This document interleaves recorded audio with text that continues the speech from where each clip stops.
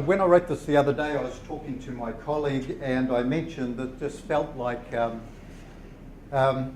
vu all over again, so as to speak, because 2 decades ago I was actually working within the Department of General Practice doing my PhD, and this was exactly what I was writing resources for. My expectation was that if I could get GPs on board, then I would supply the helpline that we had running, and would also supply the face-to-face treatment that we were developing, with about 50 or 60% of our clients simply from referrals. And here's my 3 colleagues arriving late. Okay. However, and I thought if someone had asked me at that stage as to whether or not GPs would provide substantial numbers of clients within 5 years, I would have said absolutely, because the feedback I was getting from GPs, part of what the work I was doing there at General Practice is I was doing teaching as well as doing the research, and we were force-feeding all the GPs coming through on problem gambling, and of course they were thinking we have to know this. And I was also working for an organisation called TADS there, Tobacco, Alcohol and Drugs, and we just put gambling in that as well, and we went around different practices explaining what addictions were and throwing the bit about problem gambling, giving them resources. So we thought for sure this is going to be the main source of referrals in the future. Well, it hasn't happened, and we have to go and ask why that's the case. And when I reviewed some of the information, I realised that we found many of the answers back there 20 years ago. You can see there that problem gamblers are reluctant help seekers. We've got on any number of websites that less than 10% of those with serious gambling problems seek help. I've seen research that takes it down as low as 3%. Now bear that in mind that possibly 15% of people with alcohol and drug problems seek help. So this is a small proportion of that, and you have to ask why that's the case. We have to ask these questions, otherwise we're not going to solve the problem. I put up there one of the things may be that unlike other addictions, gambling provides the solution as well as the problem. Many problem gamblers see their main problem as not having money, and the only way to get that quickly and promptly, instant gratification, is by winning it. In their past experiences, that has happened. They've simply reinvested it though. The other is stigma. I think even now the same amount of stigma exists around problem gambling. In fact, it might even be more than it did 20 years ago. 20 years ago, people were a little bit surprised around there being such a thing as a problem gambler. They thought there was a small number of people with gambling problems. And it was amazing the amount of media interest we had. I was saying the other day to a colleague of mine that we were doing probably an interview with radio about every 2 days. That would be the norm. We would do a television interview about once a month, or possibly even more. And we'd be doing, I suppose, written media virtually every 2 weeks. So took that into account, there was a lot of interest. Nowadays, there's very little. Even building up for this conference, I've seen only 1 or 2 articles, which is a bit disappointing, really. So the stigma's still there. I believe that people don't understand that it can be addiction. They possibly don't still see it as a health issue. And of course, we've found research indicates that problem gamblers present with many coexisting problems, far more than other addictions, and that many of those coexisting problems act as barriers around help seeking. So you can imagine with people with depression, one of the first things that happens around depression is you lose motivation. Same with anxiety. Personality disorders. Now all of those are much higher levels of prevalence than in other addictions. So problem gambling has these built-in barriers to help seeking. We note that about 1 in 3 of our clients that come to services will be a family member. Well, why should that be the case when we heard, just looking at that presentation downstairs, which was really a huge impact, and that you started seeing some of the family members saying how much it hit them around their gambling, and there's 5 to 7 times as many. That's a really conservative view. I've seen as many as 17 in some research, 17 family members affected by each problem gambler. If that's the case, we should have many times more family members presenting to our services than we have gamblers, but that's not the case. We have 1/3. So what's happening there? Is it, as I put down there, is it shame, guilt, motivation, lack of motivation? Is it that the problem gambler's family is uncertain whether or not the family is the primary client of treatment services? And last of all, is it seen as a health issue?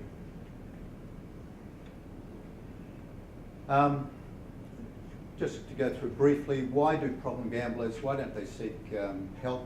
Overall stigma, as I've mentioned, financial problems will continue. For many problem gamblers, they think, why would I stop gambling at this stage? Because I'm going to be left with all these debts. Why don't I clear the debts, then stop gambling? There's a lot of hereditary drivers. We're starting to see with functional MRIs and the likes of that, we're starting to see hardwired reasons why people may develop a gambling problem. And those will remain regardless. Might be around neurotransmitters, for example. I've mentioned personality disorders, very high amongst problem gamblers. If you're narcissistic, borderline personality disorders, those all act as huge barriers to help seeking. And the other thing I don't think is taken into the same extent is that quite apart from the cognitive distortions, in other words, our likelihood that we're going to win or to learn from our mistakes, we forget that problem gambling has a learning schedule that's far more, it actually embeds you with a much stronger drive than an alcohol or drug learning schedule. If you think about it, gambling is variable ratio conditioning. In other words, you don't know if you're going to win this time. It could be winning after 2 presses of a button, for example, or after 10 or after 20, or it could be any number. Because of the uncertainty, we tend to gamble at a lot faster rate than we would on something that gave us a regular fixed win. Whenever we use drugs, alcohol, we get a result every time. It's a 1-to-1 ratio. Much easier to deal with a 1-to-1 ratio than a variable ratio. Research is clear on that point. Clinical aims. Well, I guess these are just some of the clinical aims around treatment, but I think they're really important. We want to increase the number of family members that seek help. I've mentioned before there's a large number that are affected, but probably less than 1% would seek help. Secondly, we want to offer help as quickly as possible. We've said that problem gamblers and probably their families are late-stage help seekers, so the problem's really embedded at the time that they do seek help. And we want to have an approach that doesn't just address the gambling. We want to address all the other drivers that happen around the gambling as well. Otherwise, as coexisting problem approaches, the research indicates from time to time, if you only deal in isolation with the gambling and you don't address the other drivers, then you're going to relapse, or you're going to get people drop out of treatment, or they're going to resist change. And we want to ensure that that happens. So there might be a possible solution, and that might be primary health organisations, first contact organisations, and the one I'm looking at is simply GPs.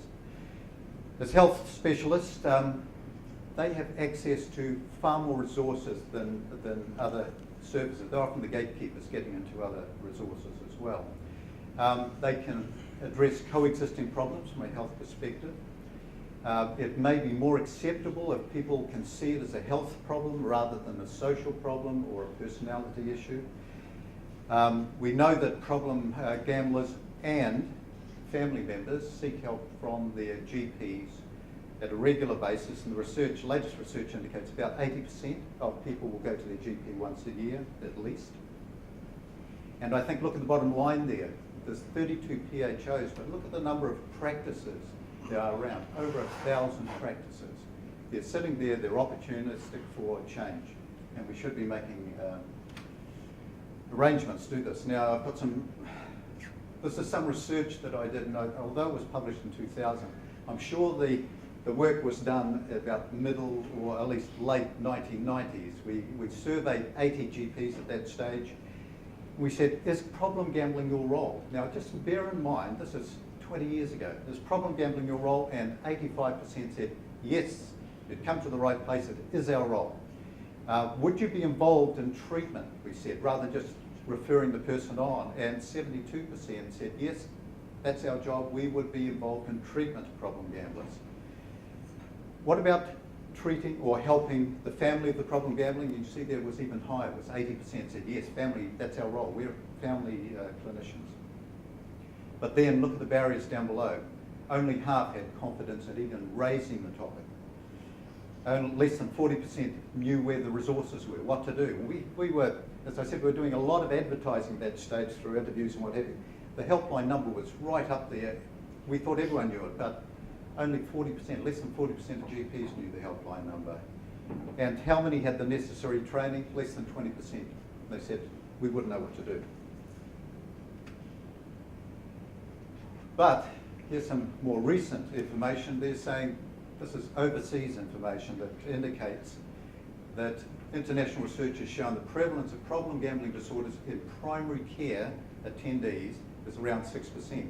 Now, my research and the research done around the time of the 1990s, we were getting 6 to 7% of patients going to GPs would be positive and high positives on the gambling screen. And if you added the family to that, and so you've got a fair number of people that would be coming in to see their GP that would benefit from an intervention around problem gambling. Here's the New Zealand Health Survey, the earlier one, which in 2006-2007 said 96%, over 96% of problem gamblers had visited their GP in the last 12 months. Now that's higher than non-problem gamblers. It's quite a bit higher than non-problem gamblers. That surprised me a little because a lot of my clients, and probably your clients if you're working in the field, would say, I don't have the money to spend on the doctor. So in many cases they had very poor health, or else they were motivated or got to the point where they needed some help, but they didn't necessarily see it asking their GP around help around problem gambling. And the other parts of the research that indicate that problem gamblers, when they assessed their own health, said that their health was much poorer than average. But overseas, you know, am I trying to push something uphill, trying to get problem gambling into general practices? Well, I don't think so, because overseas they're starting to do quite a bit of it. And you can see here I've put up just this is a statement by the Australian Medical Association. It's a position statement, and it's actually on the health effects of problem gambling. It was only put up coming up to 3 years ago. Medical practitioners should be aware of problem gambling, that it affects physical and mental health. Patients may be presenting with non-obvious symptoms. In other words, you might have to ask about things. You should know about those sort of symptoms that may be correlated with problem gambling. And they should consider asking, if they're getting a full history from their client, they should be asking about gambling as well. Now, this is the Medical Association saying this. That's a good start, because if we get them on board, they're probably going to change the culture around GPs as well. Here's another thing from Australia. This is early in the piece. Thousands of GPs. This was a government release, Government of Victoria release, state government, and they said at that stage 7,000 GPs were being trained to detect the treatment of problem gambling under an initiative. And they were trained in motivational interviewing as well, to actually ask the questions and to do something about it. And they put up some warning signs here. Stress-related, such as headaches, irritable bowel syndrome. I don't ask about that with my clients, I don't know if you do. Lethargy and family issues. South Australia, now they've been a real driver. Been to South Australia a few times, and this is Professor Malcolm Battersby. I don't know if he's at the conference this time, but it would be good if he was. But he's a strong driver around problem gambling. He's got down here that early detection by medical practitioners can be effective treatment. Can be an effective treatment. It will take away the shame and the guilt, because it'll change it into a health problem. And also saying that it's rare for clients to actually volunteer information around gambling. They don't necessarily see it as relevant. And I was just thinking, you know, with Margaret and Karina's presentation just before, we need to have lots of posters up in GP practice saying you come to the right place. That would be a good step in the right direction. But a conversation has to be started by the GP. I'll stay with GP at the moment, we're going to change that in a minute. Here's another statement that's come out, and this is in December 2013. There's a partnership between the state government and the Australian Medical Association to screen for gambling. So again, we've got the government and we've got the Medical Association, Medical Board that are affording this at the same time. And here in Tasmania, it's one step even better. In Tasmania, they've actually funded and started up a gambling assisting program that's accredited to GPs. In other words, if GPs do this program, they get points towards their re-registration. Now, there's got to be an incentive somewhere. A great step in the right direction. Singapore. Here's some guidelines. Again, guidelines put out by the Ministry of Health. The Ministry of Health over there says that there are guidelines with doctors how to deal with problem gambling, to screen, and how to manage it. So they're taking it seriously. There's only 2 casinos in Singapore. Already, 10 months. Okay, e-learning for GPs. This is another device over in, not really a device, but another opportunity over in Great Britain for GPs to learn about interventions around problem gambling, and they're encouraged by the Royal College of General Practitioners and they've said the prevalence and impact of problem gambling is grossly underestimated.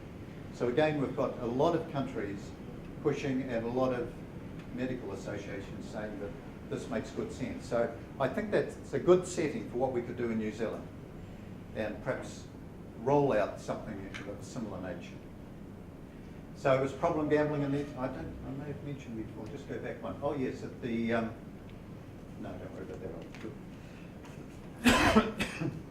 Okay, the barriers.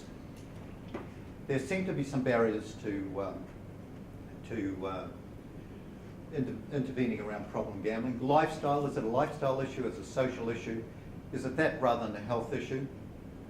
Many GPs will say, I simply have 15 minutes per client. By the time they're coming in, I've introduced and we're signing things off at the end, I've probably got a maximum of 7 or 8 minutes in order to do an intervention. What can I do within that amount of time? If I take more time, and what they've often said to me, just in the research that I do, is they'll say, look, I know it's the right thing to do, but the problem I've got is the longer I take with one client, the more I have to stack clients up in the waiting room. The more I stack them up in the waiting room, the more problems are going to build up. And quite often, when I do screen around problem gambling, if I get a positive, I don't have time to actually deal with their presenting issue, and they have to reschedule to come back for another session, which costs more money. So time restraints. Lack of training. It was interesting, I was helping with an evaluation just recently around an alcohol and drug initiative. I was talking with a GP about it, and I said, do you screen for alcohol and drugs? Because you'd be more likely to screen with alcohol and drugs than with gambling. Excuse me. And he said, no, because I don't have the time, but also for many of the clients' problems, I guess if we don't know what to do, we tend to shy away from even screening for it. We're not in the position of screening, finding out a problem, and then saying, what am I going to do about this? So there might be lack of initiatives in order to encourage encourage GPs to take some steps. So I'm going to think about a model. How can we address this in a model? The first one is we could just screen, just get GPs to screen. There are any number of screens, brief screens out there, and we've got a report. This is from the Australian Medical Association saying we know that GPs are busy, but screening patients for problem gambling is a simple matter. So this is the head of South Australia's Medical Association. Another one, this is a New Zealand family doctor, so they've got a website up, and they'll say your doctor will be able to help you, refer you to a recovery program in the first place. In other words, disclose it to the government, but there's nothing there about screening, unfortunately. A second approach is, I've been talking about GPs, but why not practice nurses when it comes down to it? Practice nurses have got more time, and there's more practice nurses there. I noticed in this alcohol and drug initiative, there are about 12 nurses in the practice, a couple of doctors, but about 12 nurses. So the nurse could take responsibility for systemic or systematic screening. Now it's important to be systematic. If you're waiting to see if there are any symptoms before you give a screen to one of your patients, then you're going to have a whole lot of false negatives. I can tell you, you're going to miss out on a lot of symptoms that you simply don't see. It's a hidden disorder. So I'm going to suggest the chat screen. I'll put it at the end, but I'm not going to have time to go through it. A nurse could provide a brief intervention around education, motivation, referral, use that. Could provide a liaison with problem gambling services like yourselves. And here's some information that came out from the latest New Zealand Health Survey. 31% of patients visited a nurse at their GP without going to see the GP. In other words, that's another 31%, or slightly less if you're on 100% the GP, bigger opportunity to identify and act. I won't go into the chat, but basically it's a screen that was designed for general practitioners and was designed by the Department of General Practice here in Auckland. It works very well, it's brief and identifies a lot of information, and why it isn't a standard screen, systematic screen for GPs is beyond me. It's been used overseas. Another way is GP practice plus problem gambling treatment services. Why not embed the practice, the problem gambling practitioner in the service? Now, that won't be able to happen all the time because in many cases, many of the practices don't have any room. But as they get bigger, you'll be able to do that. And in fact, for a while, this was happening in that alcohol and drug evaluation I was doing. They were going along and being there for a particular day, and the nurses would come along and talk with the specialist, alcohol and drug specialist, and gradually they became seen as being part of the practice. So you become a member of the practice, and in fact, talking with this doctor again, he said, look, that's the best thing for you to do. You need to come along, you need to be part of our practice, and you need to actually sit in our tea room or something like that and have impromptu and casual chats, and you'll gradually raise the importance of the work that you're doing. But maybe we need an addiction counsellor. Now that's sort of, from problem gambling treatment perspective, they'd be putting a sign up and saying, keep away, don't deal with alcohol and drug plus gambling, because everyone will start thinking gambling is just a tack onto the alcohol and drug. But maybe that's where the future is going. The other thing that may remove the barriers are CME, or continuing medical education, are points. Just with health professionals, they have to re-register on a regular basis. I've showed you what happens in Tasmania. They can do a course there and get points towards that. Nurses can get points towards their nursing renewal through the Nursing Council. And it will also enhance, if we have CME points, if it gets accepted, we can enhance it. The problem is, with GPs at the moment, you have to have a GP helping you design that particular program. And it's quite hard to get yourself accredited as a trainer for general practice. The other thing is, if you look at the bottom there, isn't this a real indication of how serious problem gambling and how much of a health issue is? Suicide risk is elevated, and it's got there. This is only between 2000 and about 2014. So for 14 years, 128 people, 128 in Victoria alone took their own lives, and it was something to do with their gambling. And that would be a huge underestimation. And there has to be, 2 minutes to go, contractual incentives. Now, there has to be some money for GPs to do this. Time and time again, they say to me, where's the, we've put a lot of extra effort into this. We're chock-a-block with clients. Where's the money in this? And they're a business. We have to accept that. So why not make them part of our problem gambling treatment service? Why don't we give them contracts? Why don't we give a percentage?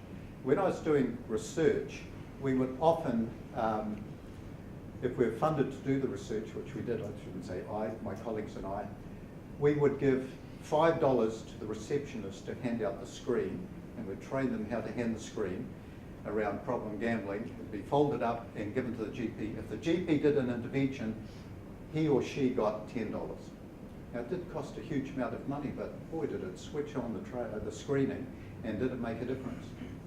A small amount of money. Now, you'd have to tack on to the $18 million that we levy each year, the industry, through the hypothecated funding. If you tacked on another $1 million there, I think we would double the clients coming in, simply from that. The other thing is we need to have awareness raising, and this is Professor Shane Thomas. He may be here, I'm not certain, but he's from Australia, and he's Australian family physician. He's a psychiatrist. Posters in primary services, that's what his recommendations are as well. Advertising, there needs to be a lot of advertising done. Well, I've seen recently there's been the advertising by HPA has started, but there needs to be a huge amount more advertising. It makes a difference. You ask the helpline how much their contact jumps whenever there's an ad. All you have to do is have specific advertising for family members, specific advertising for those that are doing sports gambling, another for casino gamblers, that sort of thing. It has to be relevant, and it would make a difference, I'm sure of that. And at the moment, only 1%, less than 1% of the $2 billion lost on gambling is allocated for treatment, prevention, research, and the likes. And Professor Thomas says, why governments assert they're using public health tools, etc., but his statement at the bottom, he says, often the resourcing is tokenistic. So the model is, we have to arrange the incentives in the first place. We have to arrange perhaps a little bit of money, but certainly the CME training, the likes of that, and training with nurses, practice nurses, and the likes. It then has to be, after the training, we have to embed, I would suggest where possible, problem gambling treatment provider, counsellors in services where possible. I was doing this 20 years ago. This is, when I say it's, you're bringing it back, 20 years ago when I was doing my PhD, every Saturday morning of virtually every week of the year, I would go out to the Manurewa clinic that was run by the Auckland Medical School. It was a beautiful big clinic, and I had an office there, and I would get, half of them would be my clients, but the other half would be referred by the GPs. That was 20 years ago, exactly the thing that was happening. And we need to systematically screen all patients, not just for problem gambling, and this is where the chat comes in, and we need to increase our advertising. And so as a summary, because I'm just about ready to be thrown out, at the moment we've probably got at maximum 50 sites where people can get help, and we've got a helpline as well, which is excellent. If we increase that by another 1,000 GP practices, and we're set up in the right sort of way, what do you think would be the number of people seeking help? Would it be 3% of those with problem gambling? Would it be less than 1% of family members affected by problem gambling? I doubt that very much. If we could focus on health, it would help remove the stigma attached to that, especially with GPs involved. We could address coexisting issues, which we know will act as a barrier otherwise. We should be doing that at the same time, but funding is going to be a critical issue, but we can solve that without putting another strain on boat health. So that's why I ended. That's a chat screen for those people who are interested in it. And I don't know if these will be put online. There's a family screen. That's a screen for family members. But that's it. Thank you very much for that, Sean. If you don't mind staying back a few minutes more, we can still have a couple of questions perhaps before we end the session today.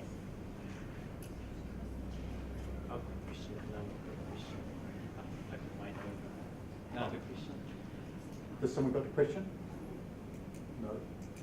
I was just going to ask if there's been an update on the evaluation of the e-chat. I think the Felicity, Goodyear, Smith Group. Okay, I've got a lot of information of all the evaluations done. It's been not just done with GPs, it's been done across a wide range of other organisations. Now, I think Felicity has been away, but she should be back. I sent an email to her for some information, and she should be back by now. I will check with her. But yes, it's looking particularly good, and there's every time I look up, there's another journal article published around the e-chat somewhere around the world. It's mainly in Auckland practices, is it? Mainly in Auckland practices, yeah. Although no, down south. I'm trying to think. I've certainly done some training down south where people have said they've been using it. But I will check that and see where it's being used. she might be able to do it. I was checking regarding South Auckland. She was going to give me a list regarding South Auckland, but I didn't ask for the list of the whole of New Zealand yet, but I will find out. Does that screen or the other ones you refer to, are they trying to identify people who are already in the problem of the Abacus space, or also those vulnerable or at elevated? They're going to identify, like the age screen. Part of the work I did was the age screen identified people with mild to severe gambling problems. It's an early, that's what the H stands for, early intervention gambling health test. And it does identify that. And so you'll tend to get, it's far more sensitive for the earlier stage. A lot of the screens that are put out, like the LIBET, are testing for late stage problem gambling, which is useful, but gee, by the time, you know, if you want to head things off, your money's more wisely spent at the earlier stage.